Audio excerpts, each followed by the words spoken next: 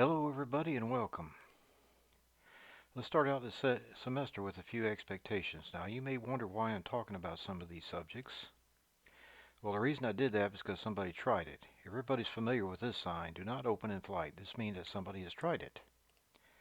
Another one, do not tip or rock a vending machine. You've probably seen this sign and you've probably seen people actually do it. And of course there's my favorite. Don't stick your hand in the toilet. I don't know that I'd think to do that, but apparently this has been a problem. So as I go through my expectations, they're event-driven, a lot of them. They're the reasons why I put them in there. In short, I expect you to act as a professional. You can expect me to treat you as a professional. I'd like to start on a positive note. I have been impressed and continue to be impressed with student professionalism at CSU. Some of you are just starting your professional career. When I started my professional career, I had nobody sit down with me explain what professional means. I have a video for this week in which I try to distill over 40 years as a professional into 10 minutes.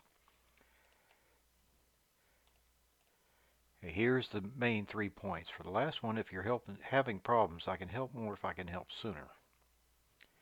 Now we talk about treating you as a professional. The first thing that comes to mind is, if you recall, when the centurion was asking Jesus to heal a servant, he described himself as a man under authority. Be a centurion, he could have described himself as a man with authority, but he chose to emphasize the responsibility that always goes with authority. I see my role as an instructor as being under authority. I'm accountable to CSU and ultimately to God for how I treat you. God has a plan for everyone, and I have the privilege of helping you discover and follow God's plan for your life.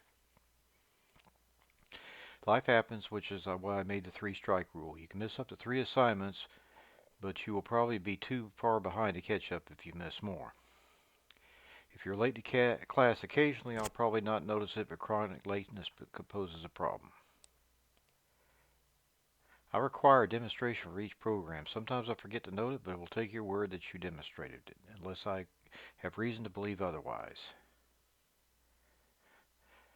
Now let's talk about academic integrity.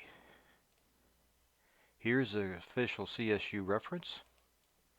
How does integrity apply to programming? Collaboration is common and should be encouraged in programming. I had a friend of mine and we traded program bits like we traded recipes. But when does it cease to be collaboration, become copying? Okay, the objective is to learn. I would say that if I see you sitting next to another student and the two of you are not saying a word, you are watching what they are typing on the screen and type it onto your computer, you are copying. This was an actual instance. And we talk about example of plagiarism. I can supply plenty of examples. I had a case where a student turned in a file that asked, whose farm is this? And the answer was Johnson's. The student's last name was not Johnson, but the student next to them had that last name. I had a case where during individual work time, a student walked around with his book bag on his shoulder and talked to other students. He would leave suddenly afterwards. I found out he was taking pictures of the other students' programs and copying it in his program. I eventually figured out when he's surprised by his own program when he demonstrated it. According to the CSU policy, helping somebody else cheating is cheating. The excuse, I did not know what they were going to do with it, does not wash. I have charged some lenders with academic violation and have it stand when appealed. So what are the standards for claiming a program as your own?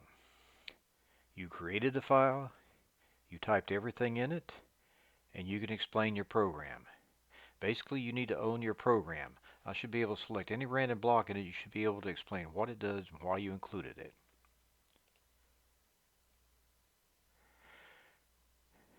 Okay, for regular projects, you're allowed to collaborate and course sources allowed.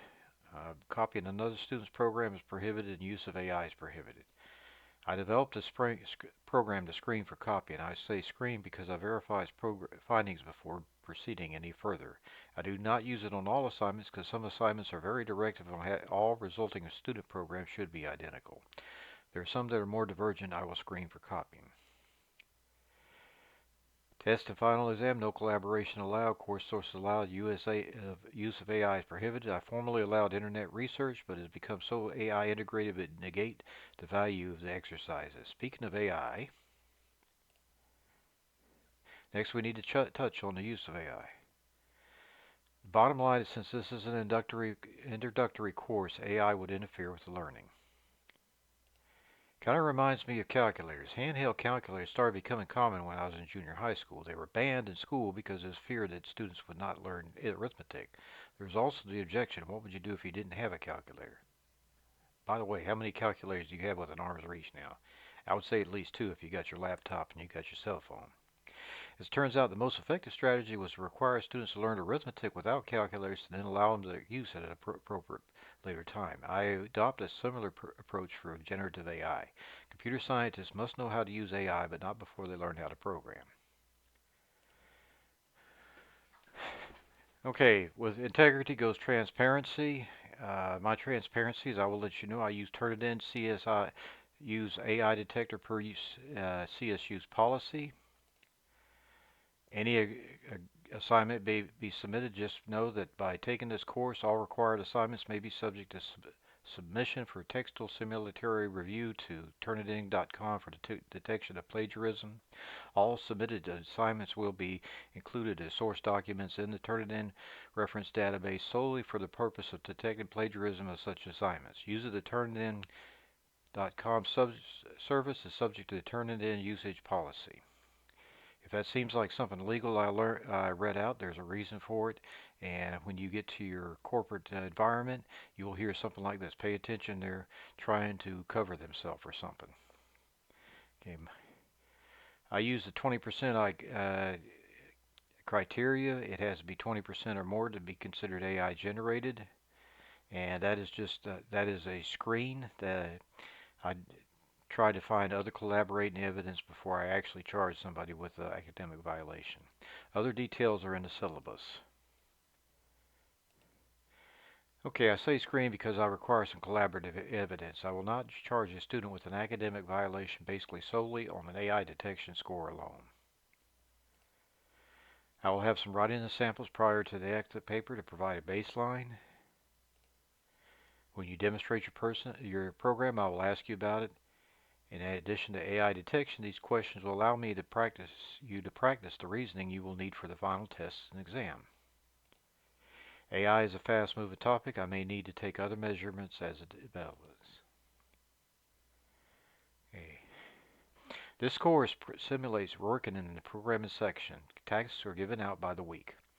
I know you're accustomed to the information supermarket approach, but I really intend for you to read all the assignments and watch all the videos. Students have a tendency to skip the on-your-own assignments because they don't get a grade on them. These concepts will resurface. Pay me now or pay me later. For regular assignments in the midterm, you're expected to determine the file that you physically typed in the computer. You may copy the final project file, but it needs to have all members' name on it. The midterm project is supposed to be your own work, and your final project is supposed to be your designated team's work. You should test all programs before demonstrate them. This is an expectation for all programmers worldwide. A programmer that does not test their code before putting it in production can suddenly become a former programmer. Due dates, everybody's favorite subject. 3 strikes will get you through 1 or 2 rough weeks. My experience, if you get much further behind than that, you will not catch up anyway. It is possible to have 100% on assignments if you turn the first assignment in on time and correct all deficiencies. Since I allow regrades, I do not do extra credit. Time expectations, you're expected to put 2 hours in outside of class for every hour in class. This 2-for-1 rule has been true ever since I went to college in the late 1970s. There will be times during the scheduled class period where you can work on your own with me standing by to help. Many students are able to complete most of their assignments just by fully using that time. This is an in-person section. If you need an online section, please tell your advisor. 10 absences work out to be 3 weeks or 25%. Most employers would not tolerate a 75% attendance rate. When I was going to college, I had one professor out of 4 years take attendance. What happened? Follow the money. There's always this notion that the federal government gives you money to go to college, you should be actively going. That's called being academically engaged. Somewhere in the 1990s, somebody had the idea that attendance would be a great way to track academic engagement since it's a simple metric. It's now federal aid is tied to attendance. Since money and the federal government is involved, I don't have much leeway. One factor that would help would be documentation such as a doctor's note. I had reservists give me a letter from their commanding officer, or maybe a letter from the boss or something like that. Oops, skip one. Another solution for exceptional cases is through the Student Success Center. I had students that coordinated through the Student Success Centers for pregnancy, for taking care of their mother, and they successfully completed this course. Now that we've got the administrative stuff out of the way, let's go do some programming. Don't forget to introduce yourself in the discussion. It is an easy first grade.